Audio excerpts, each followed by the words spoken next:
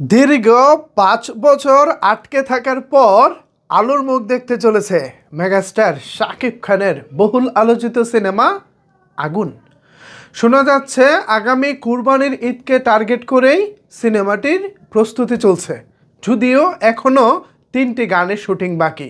২০১৯ সালে শুরু হওয়া সিনেমাটির শুটিং এখনও ৩টি গানের শুটিংয়ের কারণে আটকে আছে। হঠাৎ করে এই ছবি আলোচনায় কেন? ঈদে তো শাকিব খানের তাণ্ডব ছবি মুক্তি পাওয়ার কথা, কুরবানির ঈদে। তো সেই একই ঈদে আবার আগুনের কথা শোনা যাচ্ছে। এর পিছনে আসলে কে রয়েছে?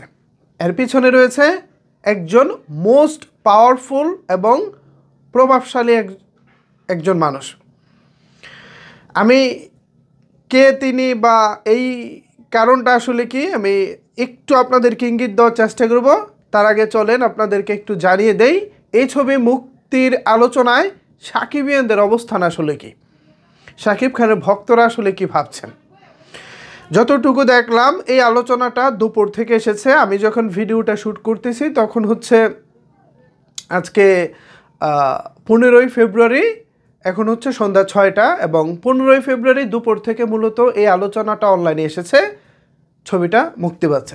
তো এই আলোচনা আসার পর থেকে যেটা হয়েছে, শাকিব খানের ভক্তরা দুই ভাগে ভাগ হয়ে গেছে।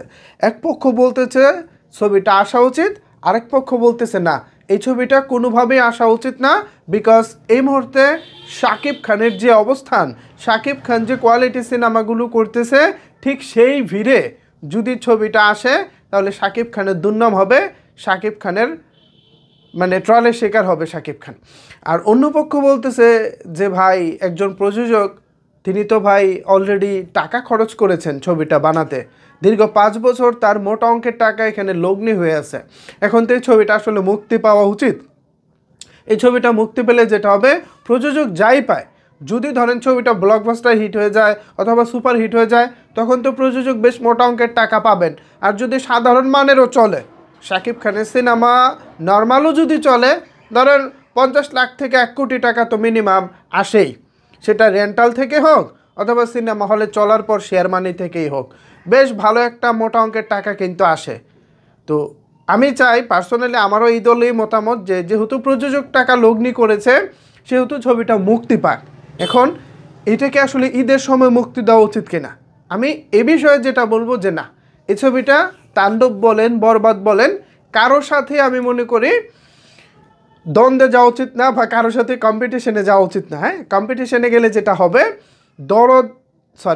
বরবাদ যে বাজেটের সিনেমা বা যেই লেভেলে আসতেছে, এর ধারের কাছেও কিন্তু আগুন টিকতে পারবো না, অথবা তাণ্ডব যেভাবে প্ল্যানিং করা হচ্ছে তাণ্ডবের কাছেও টিকতে পারবো না।